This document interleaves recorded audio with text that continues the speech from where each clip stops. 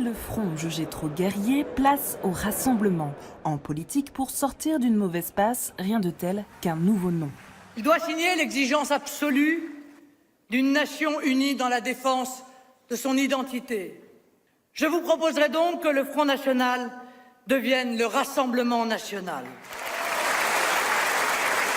Un nom soumis au vote des adhérents dans les prochaines semaines, mais Marine Le Pen, réélue à l'unanimité patronne du parti, a aussi une autre annonce. Désormais, elle est pro-européenne.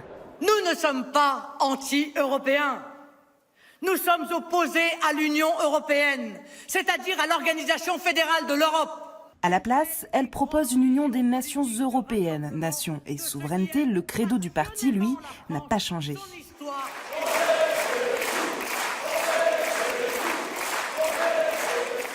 Le parti reste celui de la préférence nationale. Changer de nom sans changer de ligne, ce congrès de refondation est surtout là pour faire passer le message.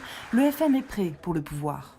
L'objectif pour nous, c'est pas de faire la figuration, ce n'est pas de rester dans l'opposition éternellement, c'est d'arriver aux responsabilités. Et pour ça, il faut tourner la page du FN de papa. Le parti a voté de nouveaux statuts, exit le titre de président d'honneur créé pour son fondateur Jean-Marie Le Pen, au risque de déplaire à certains militants. C'est un titre honorifique, on pouvait le laisser, c'est lui qui a créé le Front, et c'est anormal de supprimer le président d'honneur. C'est un manque de respect. Ou la dernière étape de la dédiabolisation. Et pour une Marine Le Pen affaiblie, une manière de faire taire toute critique. Le changement de nom et l'écran de fumée qui permet au contraire de reprendre en main le mouvement parce qu'on ne veut surtout pas que la base se mêle de ce qui se passe au sommet.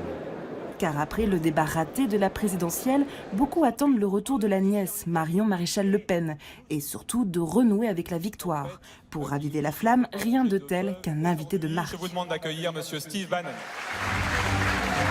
En pleine tournée européenne des populistes, Steve Bannon, le conseiller déchu de Donald Trump, est venu hier livrer sa leçon.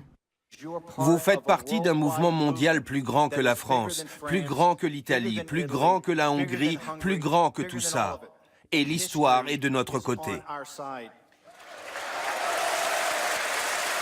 Marine Le Pen voit les succès de ses partenaires eurosceptiques comme un présage. Ligue du Nord italienne, AfD allemande, FPE autrichien et ensuite au Tour de la France, verdict dans un an lors des élections européennes.